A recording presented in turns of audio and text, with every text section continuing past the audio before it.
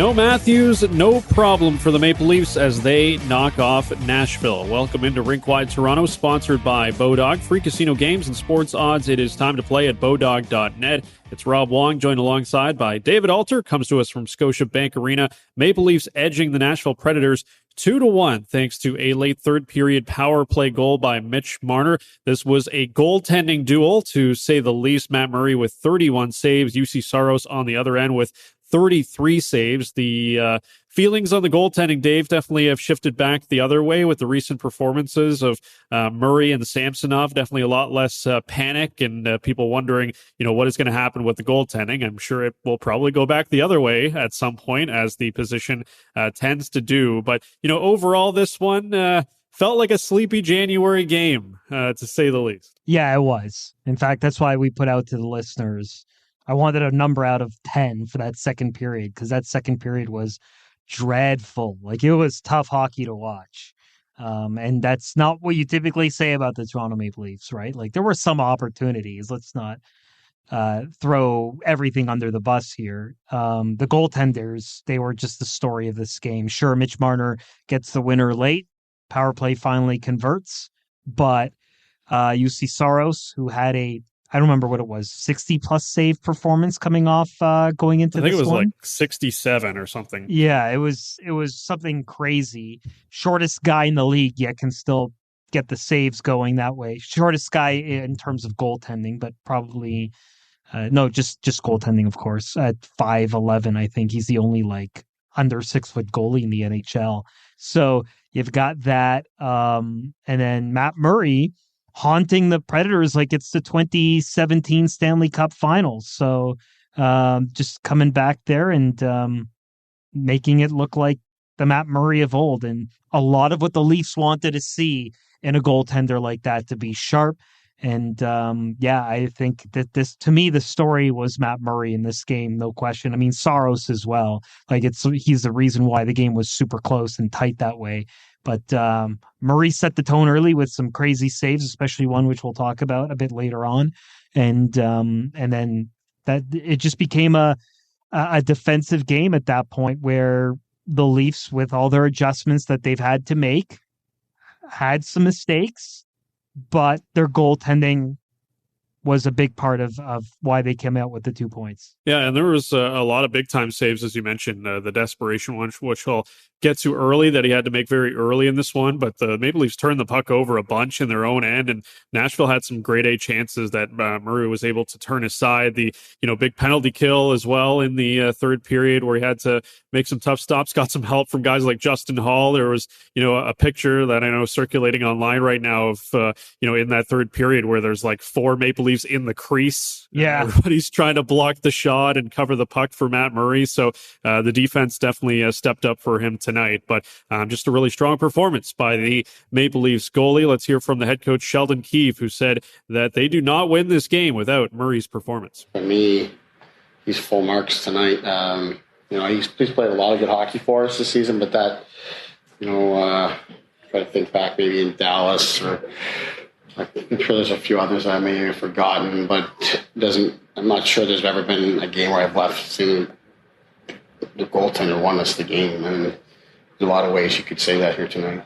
Yeah, that's a great point by Sheldon Keefe, that the goalies haven't had to steal too many games. The Dallas one definitely stands out, of course. But, This is why the team went out and got Matt Murray, right? Because they feel that he has that upside. He's been there and done it before, but there was a time where he was that type of guy that, if you needed to lean on him to win you a game, he could definitely do that. They're not trying to do that every single night, of course. They would rather, make it a lot easier for the goalies and win games a lot more handily. But on nights like this, where, there is a bit of a playoff feel and that it was a bit of a grinded out type of game, the chances that Nashville gets, the grade A ones, Murray's able to stop all of them except one. So again, a situation where you feel really good about the goaltending and it's starting to trend back in the other direction. Yeah, the high danger chances favored the Predators by a 52-48 margin in terms of share. And it was pretty much 50-50 on expected goals. And in typical games with Samsonov and with Murray, when they've played well, they've played well. But even if they've had those one goal or shutouts or whatever the case may be. And you really didn't think like Sheldon Keefe thought, where they necessarily stole them the game. There were good plays, there was good possession the other way, where Toronto looked like they had some control. They didn't give up as many second chance opportunities. This one was as even as they get in terms of the level of difficulty of chances on both ends of the ice. And this was not a great game for the Leafs outside of the goaltending. Let's be real about this. It's 50-50 against a team that they probably should have had a better shot share against, and a lot of the other things that you would kind of look at when prognosticating the game. And they didn't look particularly sharp coming out of the gate.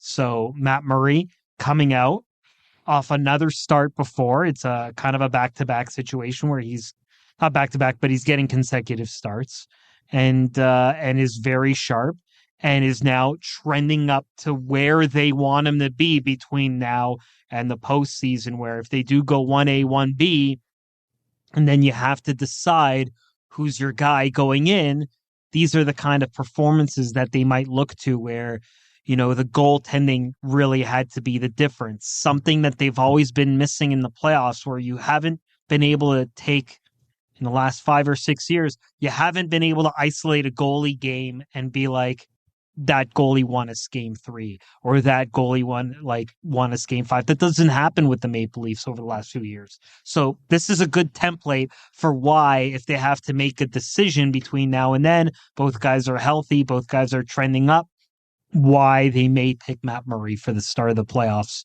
if the playoffs started today.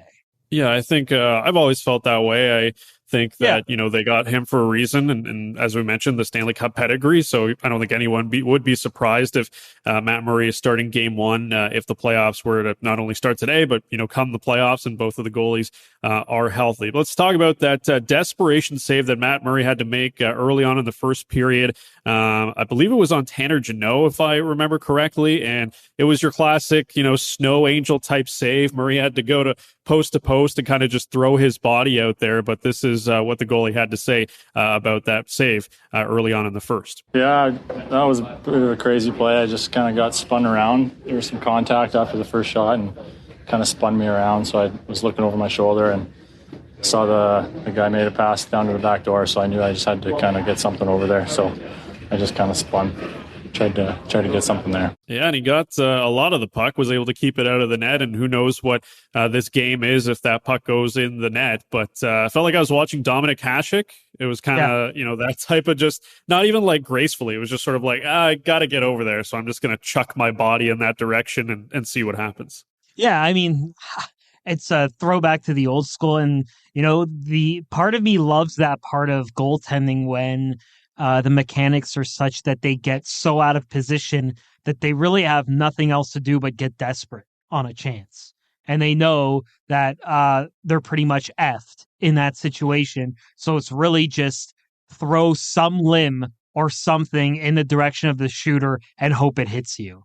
And that's exactly what happened there. And yeah, it was reminiscent of Dominik Hasek, where a couple times you've seen on highlight reels, although the only difference with Dominik Hasek is he electively chose to go that way, where he would just be in a full stand-up position and kind of go to the left, and there was no butterfly with Dominik Hasek. So he was like, I'm just going to just try and fake out the shooter, where a shooter tries to deke out the goalie. Hasek was kind of unique, where instinctually he would try to deke out the shooter by doing, I guess the closest equivalent to that would be a running back who does the spin around move to go the other way, right? Like where the defender's thinking you're going one way, but then he does a quick spin around pivot and goes left. And so that's kind of what Dominik Hasek would do on purpose. But in this case, yeah, all Matt Murray could do when the butterfly is gone, because he's just sprawling out there, is try and throw a limb on that side where the open net is. And he was fortunate to get a stop on it. What made that really impressive was the couple of saves he made on it before that, and really should have been a goal. It's maybe a 98% probability of being a goal in that situation for the shooter there. So for him to make that kind of save, especially early, changes the complexion of the game for sure.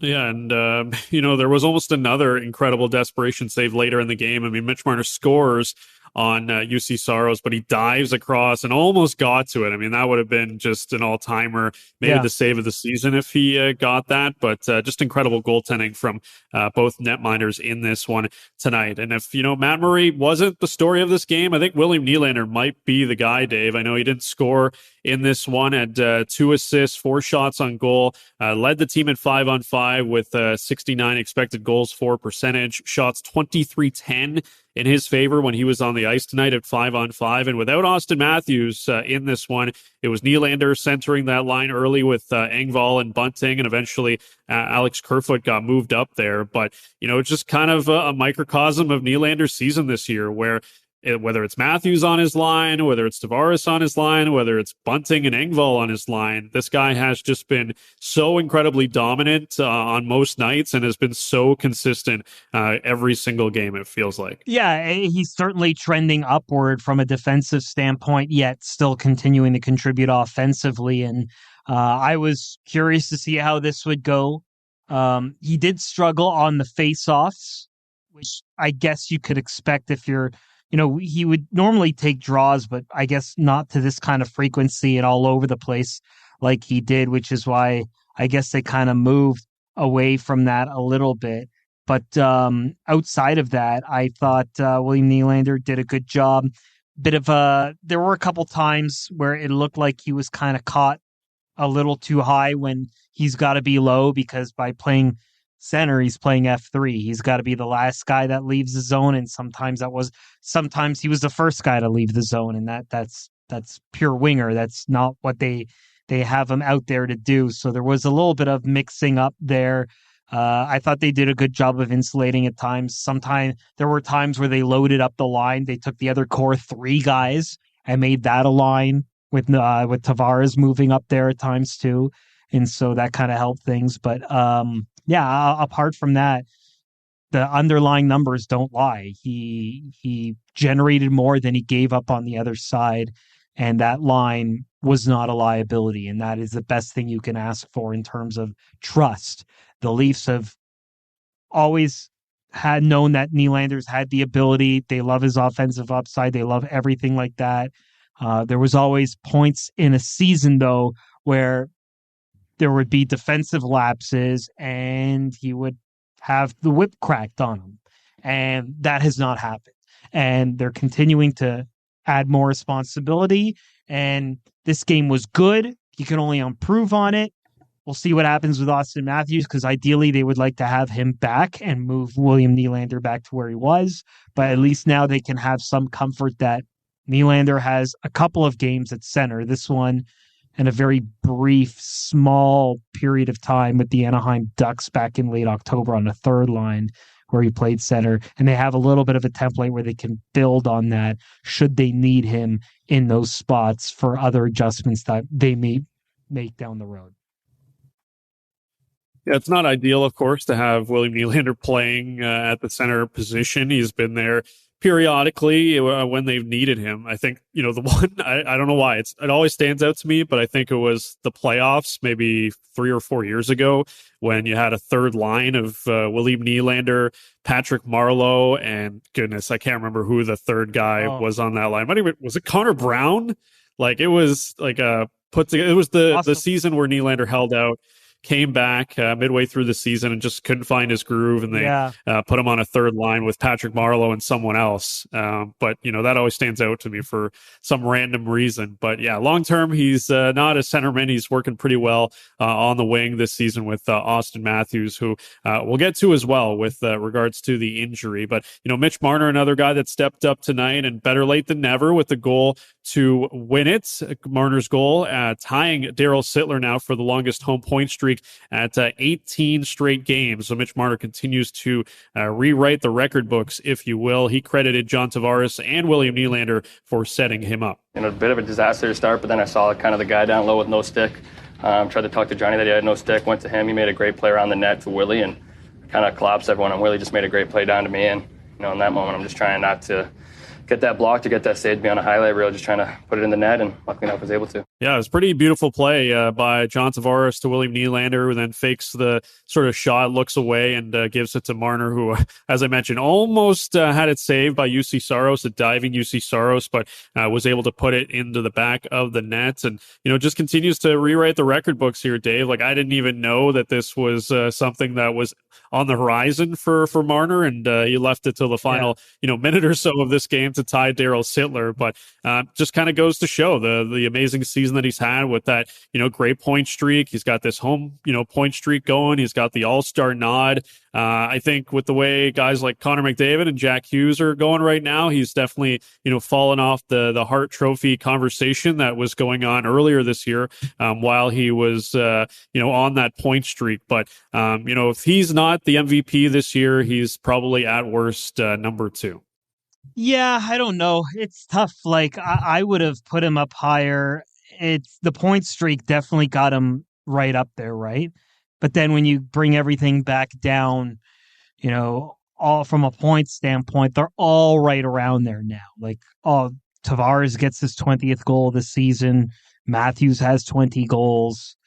Nylander is in the 20s as well.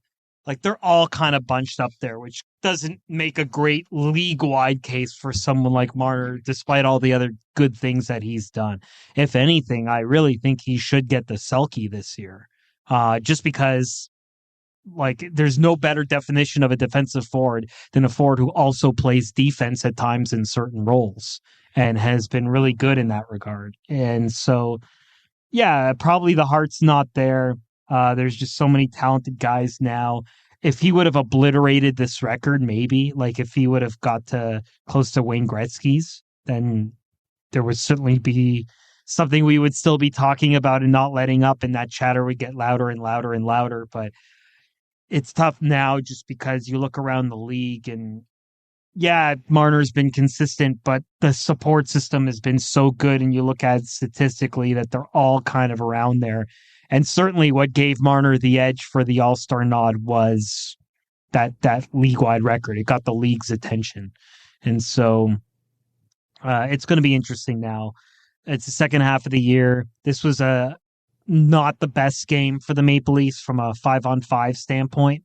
And so there's a lot of games left to play, an All-Star break, a longer break after that, and then some recalibration to see what this Leafs team is really made of if they keep it going. Because something we talked about on the pod the past week is it just seems like it's going to be another inevitable Toronto-Tampa series, because there's just so much points, or so many points, I should say, between second and first in the Atlantic and second and third right now between Boston, Toronto, and Tampa, that really the hard motivational thing is just going to try and keep this team on the throttle looking ahead to the playoffs. And, if Mitch Marner can do some damage and do some things, maybe he gets back into the Hart Trophy conversation. But I don't even know if he's the top 3 at this point, just because that point streak just seems like a distant memory, because outside of all the other stuff, everything else is kind of caught up around the league. Yeah, I wouldn't think so either at this point. It was, like I said, an interesting conversation to be had at the time when the streak was going on. But right now,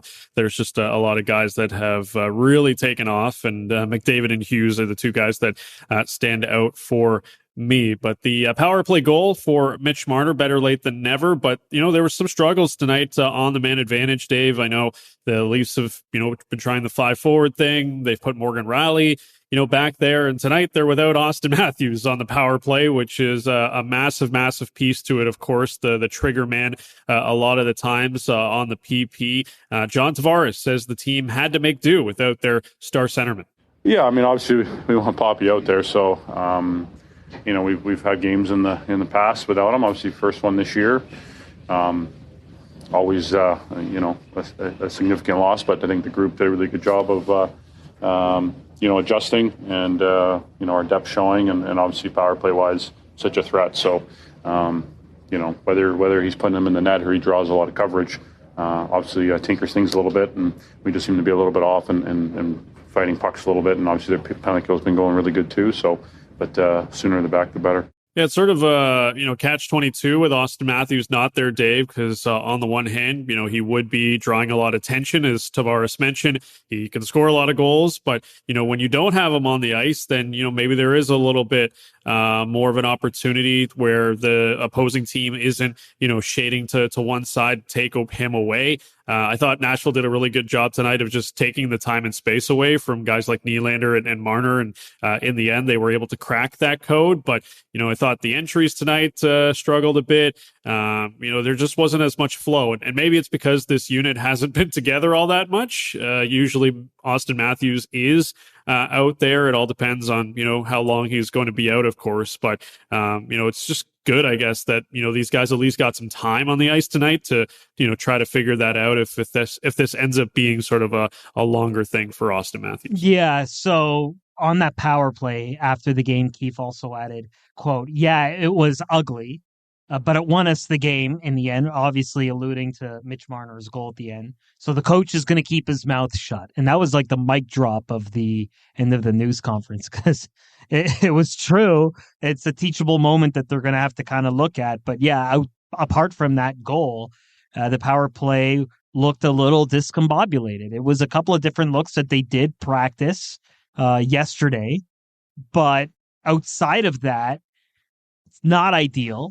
You kind of have bunting in there. You have one less threat, and you have a puck distributor in Morgan Riley. And when you have had the luxury of Austin Matthews all season long, the adjustments are very different. Like it's exactly what John Tavares said, where like it eliminates a big threat. Like Matthews is a guy that every PK hones in on and is mindful of, whether he's actually producing at the level or not.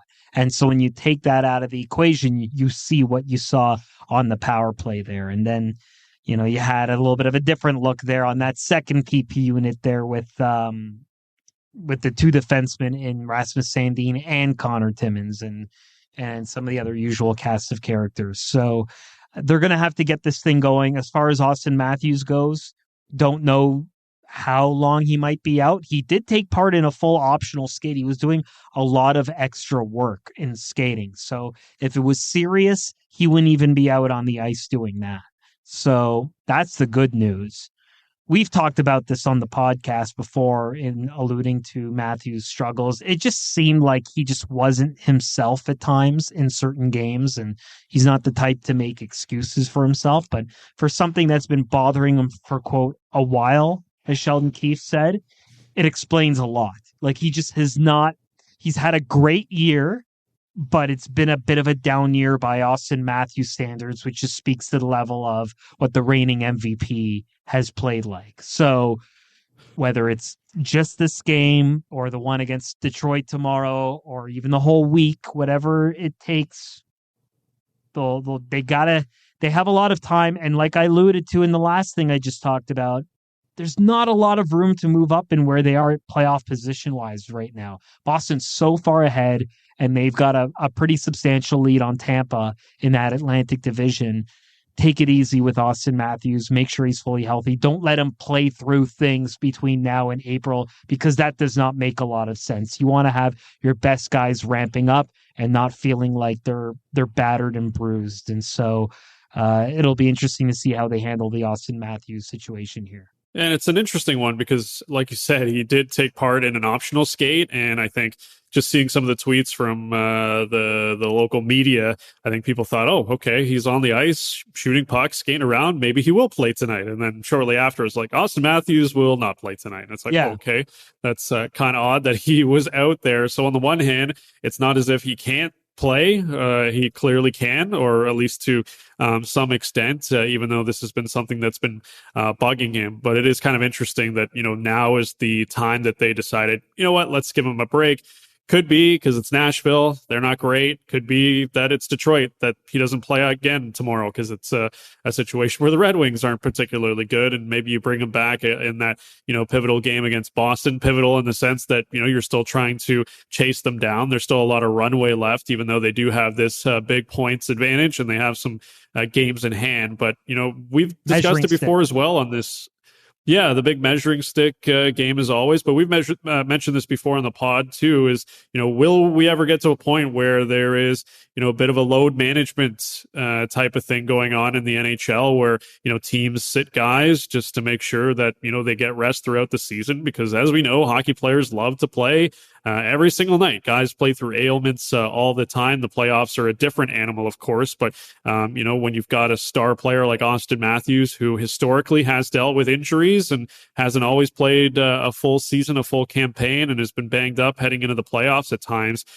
that's a guy that you want to make sure is 100%. So, if it's a random game against the Nashville Predators at this time of year, I have no issue sitting Austin Matthews. It's tough for fans that pay money and go, but this team's trying to win games and they're trying to do what's best for the franchise. So, as you said, it'll be interesting to see what happens here with Matthews and how long he is out, but luckily it does not seem like a long-term absence for the Maple Leafs star. Coming up on Rink Wide Toronto, we will get to the Bodog line of the day. We'll also got to talk about it. The officiating, it was bad again tonight. We'll give our thoughts on that. Maple Leafs win it 2-1 over the Nashville Predators. You're listening to Rink Wide Toronto, sponsored by Bodog. Free casino games and sports odds. It is time to play at bodog.net. It's Rink Wide Toronto, pregame, postgame, every game. The calendar's flipped to 2023. So what year was your company's website last upgraded? It's Ray Ferraro.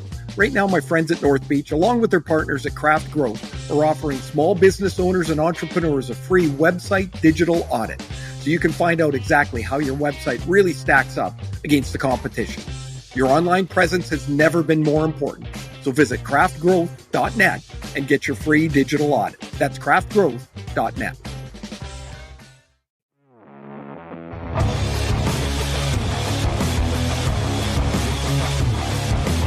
You're listening to Rink Wide Toronto, sponsored by Bodog, the place to play free casino games and get the latest sports odds. It's Rob Wong, joined alongside by David Alter, who was at Scotiabank Arena tonight to witness the Maple Leafs getting the 2-1 win over the Nashville Predators. Time for the Bodog line of the day.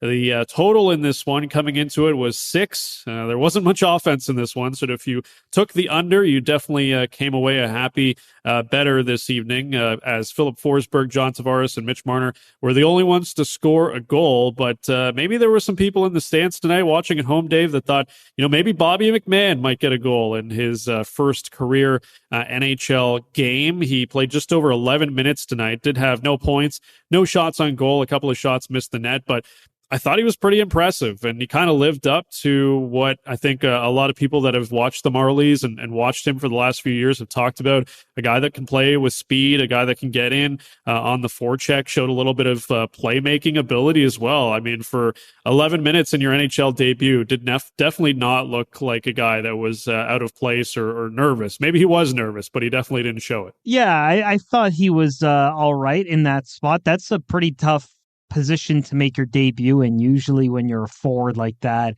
kind of up and comer and hasn't had a lot of opportunities, you kind of get saddled on that fourth line to kind of get eased in, where moving to the third line and playing with a couple of, I guess, mid-range veterans at this point, you would say, and David Kampf and Alex Kerfoot. Those are two guys that are going to help protect you if something goes wrong. But at the same time, he can go free and try to set up some plays. And for a guy who's 6'1", the speed he demonstrates is pretty great. So there is a potential there, but the Leafs have a lot of prospects, that I feel like at some point or another are going to get an opportunity, not necessarily ahead of McMahon, but like we saw it, SDA got a chance because he had a good week. Bobby McMahon got a chance because he's had a good week. He was player of the week at the AHL. And there's still guys I want to see that have been tearing it up in the AHL that were Leafs last year, like Alex Steeves. So I'm curious to see when some of these other guys who were at the NHL last year kind of get back and show what they learned from just the cup of coffee that they had last year. So good for Bobby McMahon, 26 years old, from Alberta, played junior A in Alberta before going to Colgate University. And then from there, I believe he had a couple of chances at a Nashville camp, but didn't go very far. And so it was kind of full circle moment to get that game here Cool for his father, Cecil, and his mother, Connie, who flew in. It is the dad's trip for this trip, so they're all at this first home game before going to Detroit and Boston. So his dad showed up here also realizing, hey, you know what? You're also going to go on this dad's trip. Bobby was kind of just joking about how his dad only packed for 1 or 2 days and now needs to buy more clothes and then maybe even a bigger suitcase. So I thought that was kind of funny. What a whirlwind 24, 36 hours, whatever you want to call it, for Bobby McMahon, the first ever the first ever Maple Leaf to wear 74. And so got to get the story of what the significance of that number is as well. But yeah, interesting enough. He looked in pretty good shape, looked pretty fast, hard on the forecheck, as you mentioned, good hands.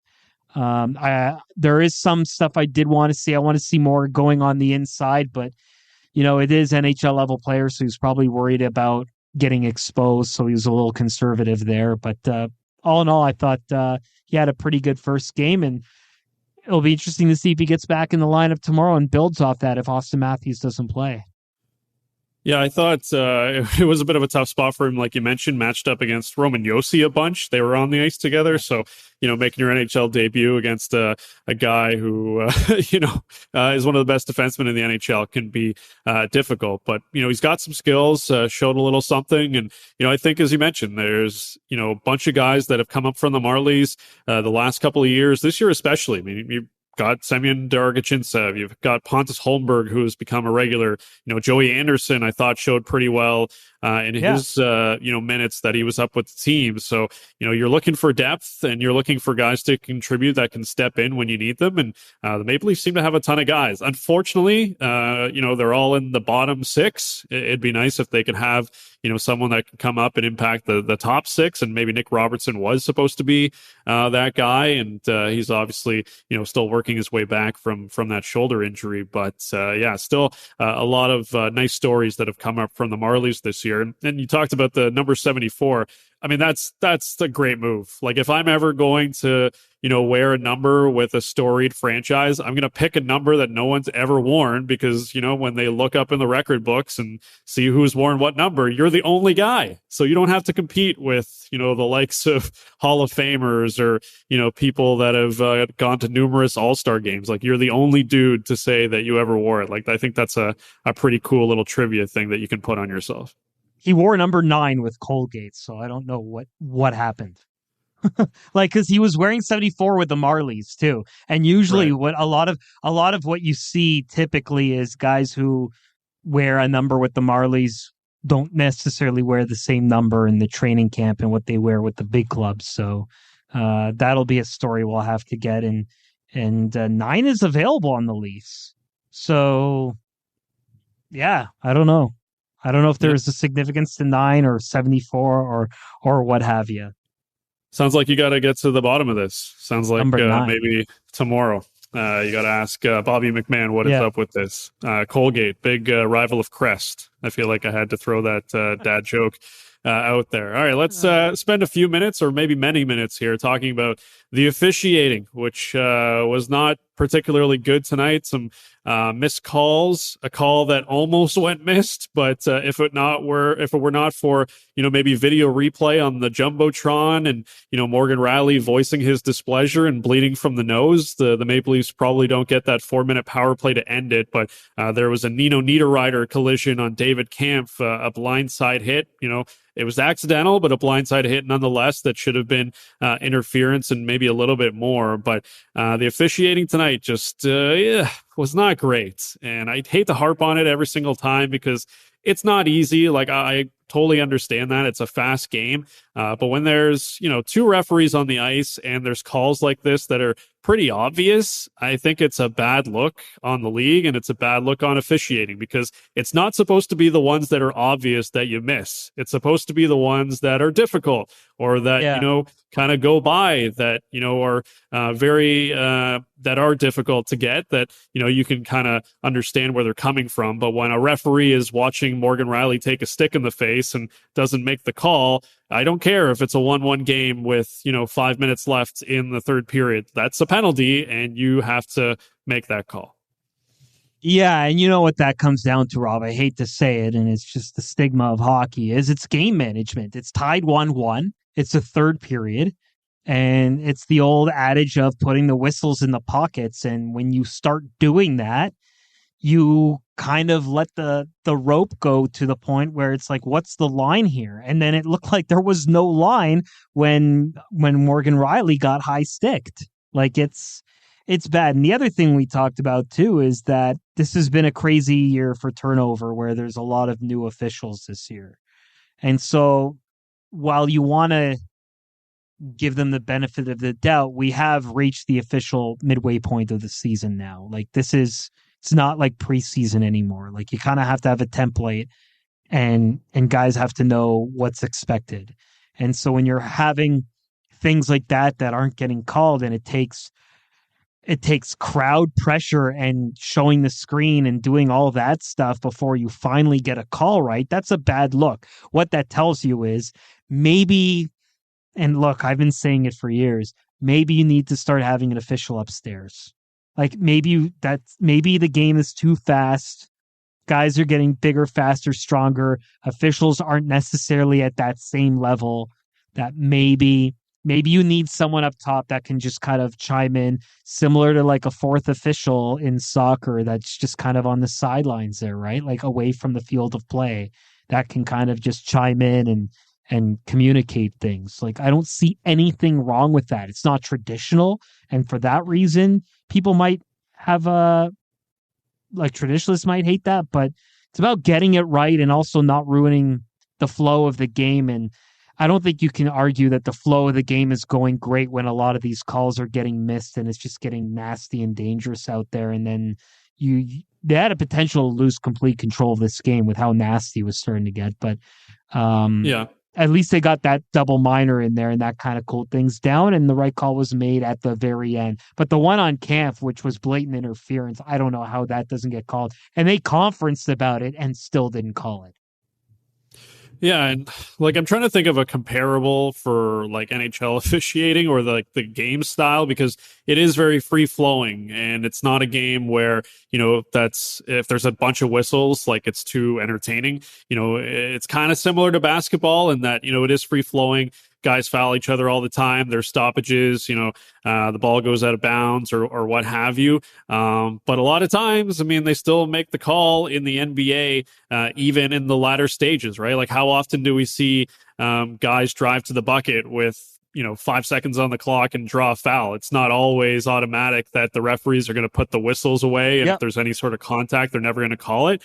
And the NHL kind of needs to go that way. Like, I think I get it that you don't want to call a penalty every single time down the ice, because there are infractions, a lot more than you would normally expect that aren't called. And I'm fine with that. But it's that whole time, score, game management thing where if you're in the final few minutes of the third period, or really any period, and especially overtime, especially the playoffs, and it's like you never call any of these things. It's like, okay, I get it. You want the players to decide the outcome, but when there's a guy getting high sticked in the corner and he's bleeding, you have to make that call. So it's just, and they let such that a happen. Bad look. Like I said. They let that happen. And they let it happen. If you're the player and you're the one being physical and you're seeing it's not getting called and you're outmatched, what's stopping you from doing it?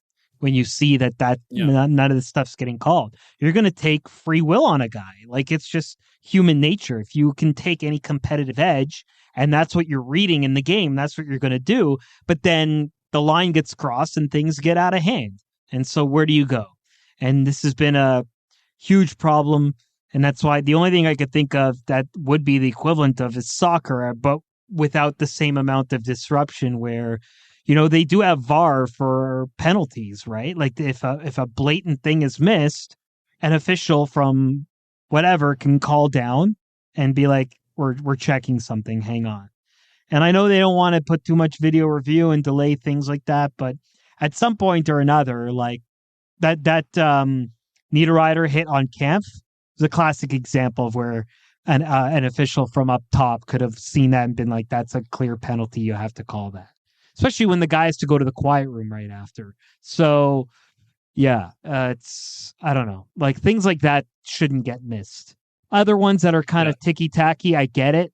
But things like that are blatant and away from the play and usually textbook, you shouldn't be missing those. You're never going to please everyone. You know, there is definitely the crowd, like I think us, where you would mind them calling more penalties. And then you've got the crowd where it's like, okay, don't call anything. Like, let the players decide it. And I'm sure if you ask the players, you know, they probably side that way as well.